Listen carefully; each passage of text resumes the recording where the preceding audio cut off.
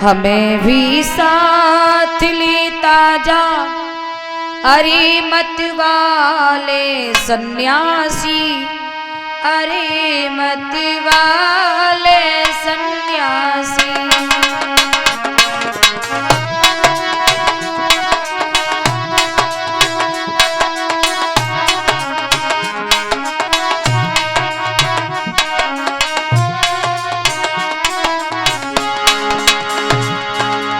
हमें भी साथ लेता जा, अरे मत वाले सन्यासी।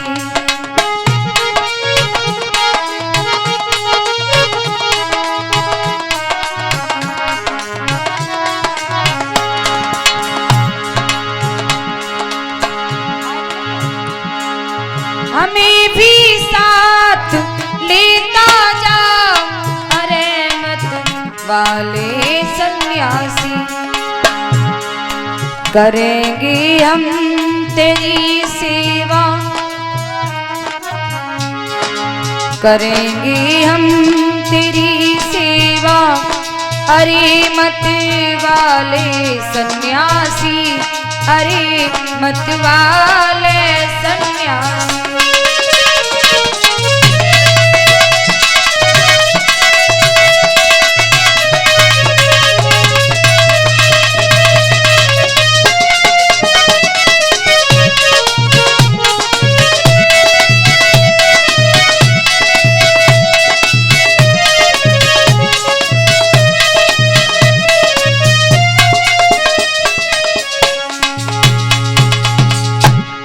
वो हर बोला कह रहा है संतोष से,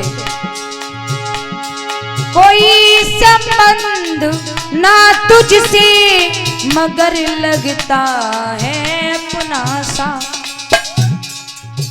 कोई संबंध ना तुझसे मगर लगता है अपना सा। जैसे हमारा और आपका कोई दूर दूर तक संबंध नहीं है, कोई संबंध नहीं है हमारा आपका, लेकिन फिर भी क्या लगता है, आप हमारे हैं, हम आपके हैं। कारण प्रेम कथा प्यारे। कोई संबंध ना तुझसे मगर लगता है अपना सा।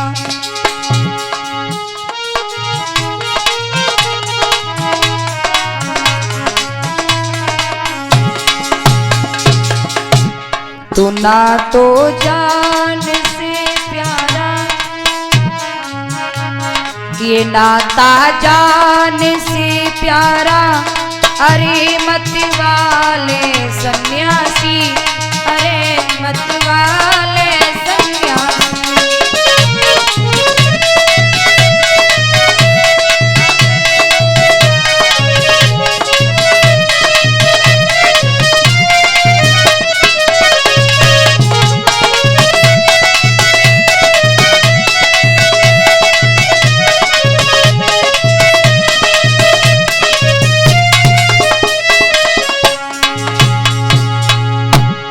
हमें भी साथ लेता जा।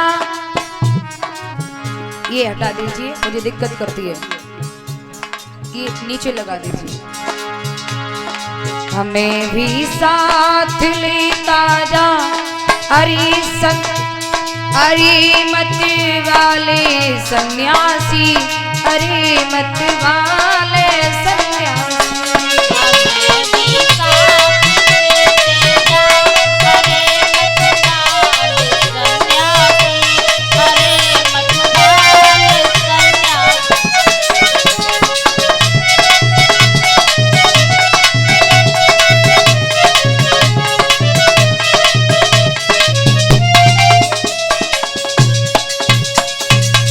मुझे भी साथ लेता जा, अरे मत वाले सन्यासी।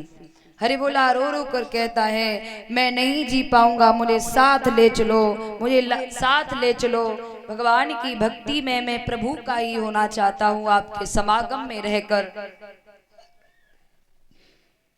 ना जाने तो से कौन जन्म का नाता,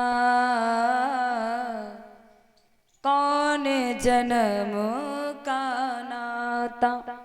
जब हरबोला ज्यादा रोने लगा तो संतों ने कहा कि बेटा मैं तुझे ले तो जाता, अगर तेरी माँ बूढ़ी न होती तो। तेरी माँ बूढ़ी है और मैं ले जाऊंगा, तेरी माँ की सेवा कौन करेगा? इससे अगर तू भजन भी करेगा माँ को छोड़ करके इस अवस्था में, तो तेरा भजन भी पाप बन जाएगा, तेरा भजन भी पाप बन जाएगा। इसलिए जब तक तेरी माँ है तब तक तू माँ की सेवा कर, माँ के गुजर जाने के बाद तुम मेरे पास आ जाना, मैं तुम्हें हृदय से लगा लूंगा। अब तो भैया संत जो कहे कि चले गए, अब तो हरबोला रोज भगवान को भजन करे तो जो ही कहे परमात्मा भी मम्मी जल्दी मर जाए। हाँ हाँ, अब तो जब भजन करे पूजा में बैठे तब जय कहे परमात्मा मेरी मम्मी जल्दी मर जाए। हाँ भैया, एक दिन समय आने पर उसकी माँ ने शरीर छोड़ दिया। जब माँ ने शरीर छोड़ा तो हरबोला को दुख भी हुआ तो खुशी भी हुई।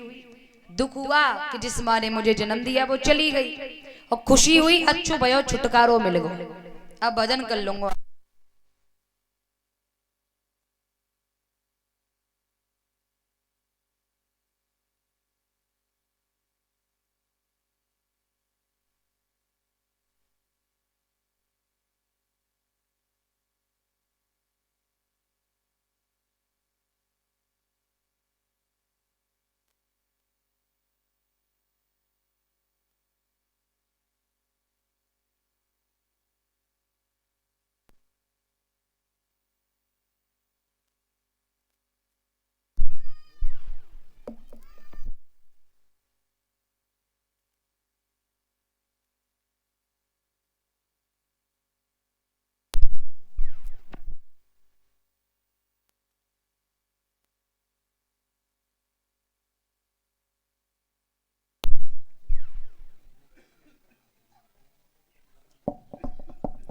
श्री राधे बोली भक्त वर्षल भगवान की।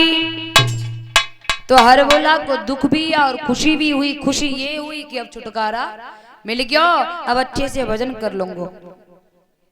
तो हरबोला नित्य माँ का अंतिम दाह करने के बाद, फ्री होने के बाद भगवान के भजन में आकर के वही शरीर छोड़ता है, वही हरबोला ब्रह्मा का बेटा बनता है।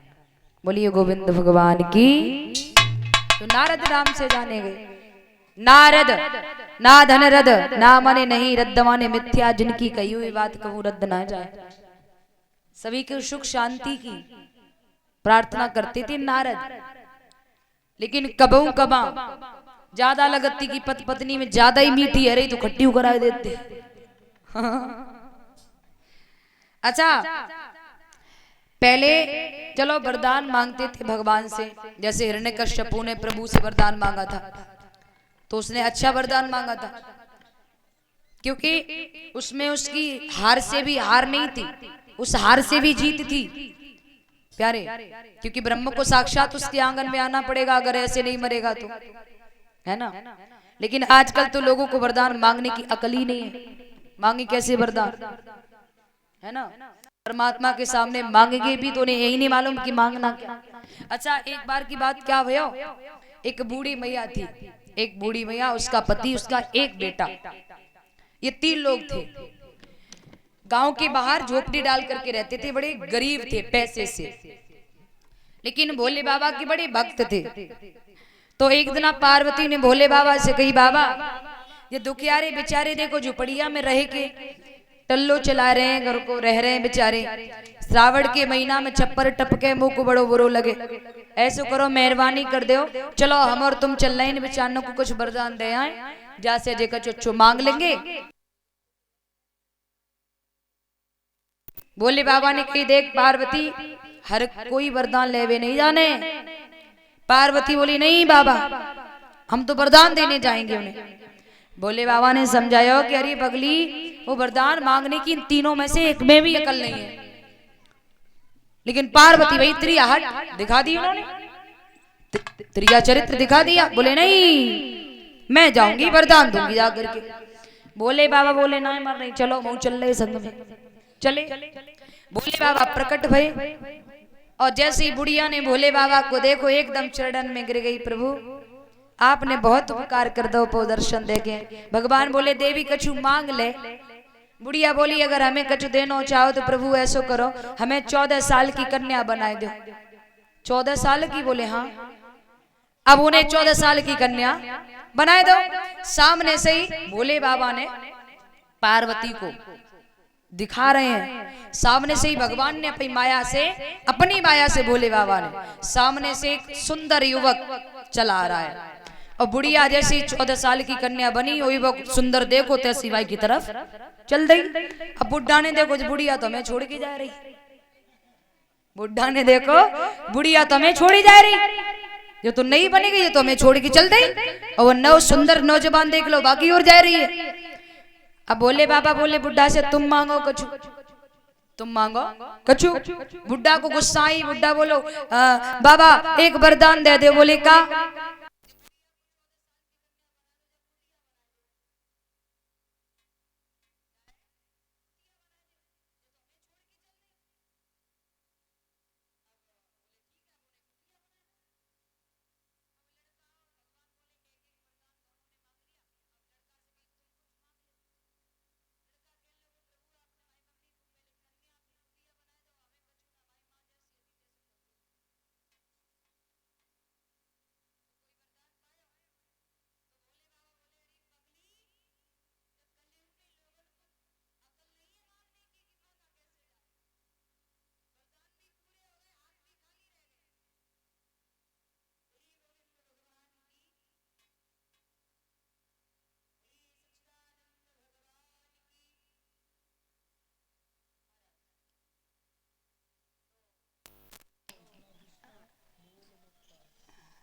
इस तरह से भगवान कृष्ण के विवाह हुए हैं, और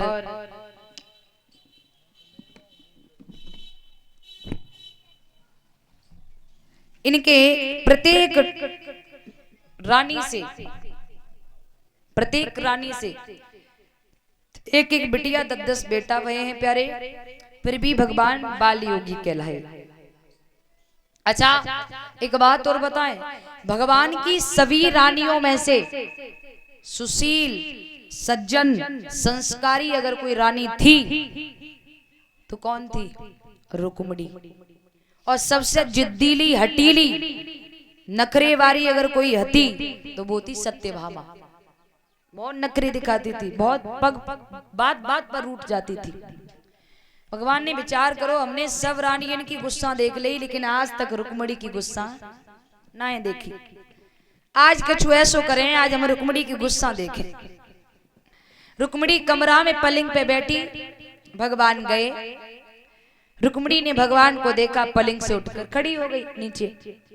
भगवान पलंग पर बैठ गए तो रुक्मिणी पंखा लेकर के पास में ही बैठ गई, हवा करने लगी भगवान के ऊपर। भगवान कहने लगे रुक्मिणी एक बात बोलो। रुक्मिणी ने सिर हिला दिया, हाँ प्रभु।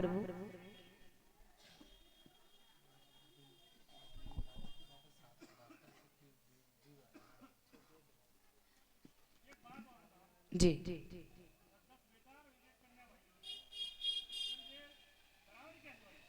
है?